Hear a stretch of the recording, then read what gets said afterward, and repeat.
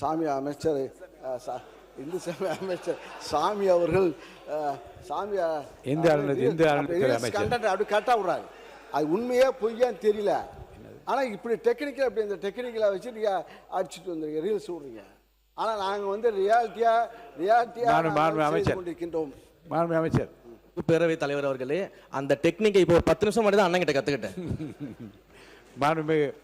எங்களை 10:29க்கு நம்ம ஆரம்பித்தோம். நல்ல சுவையான குறுக்கீடுகளும் தேவையற்ற குறுக்கீடு ரெண்டும் இருந்தது. சுருக்கமாக நன்றி கூறி சப்ஜெக்டுக்காக இல்லைங்க. ஆக இப்போ வந்து ஏன்னா வந்து இப்போ சேமிப்பு கிடங்குகளை பொறுத்தவரையில் இப்போ வந்து இன்னைக்கு நேற்றையோட பாட்டாளி மக்கள் கட்சி தலைவர் அன்புமணி ராமதாஸ் அவர்கள் அறிக்கை விட்டிருக்கார்.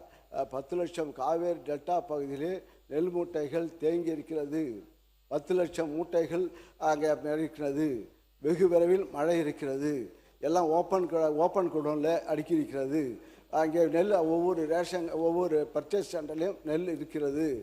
ஆக கடந்த ஆட்சியில் அங்கே இருக்கும்போது நானும் சக்கரபாணி அவர்களும் அந்த ஸ்பாட்டுக்கு போனோம். எங்களுடைய துணை முதலமைச்சர் இந்த மரியாதைக்குரிய எதிர்கட்சி தலைவர் அவர் ஆய்வு திடீர் நாங்கள் தஞ்சை சென்று இரவு நாங்கள் அங்கே போய் உடனே கேள்விப்பட்ட மழை அடாத மழை வந்தபோது நாங்கள் வேகனில் அனுப்பி வச்சோம்.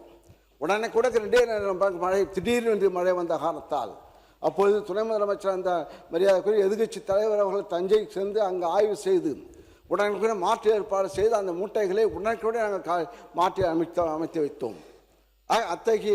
அத்தகைய ஒரு ஆக்டிங் கிடையாது, ஆக்ஷனாக நாங்கள் செய்து கொண்டிருக்கிறோம்.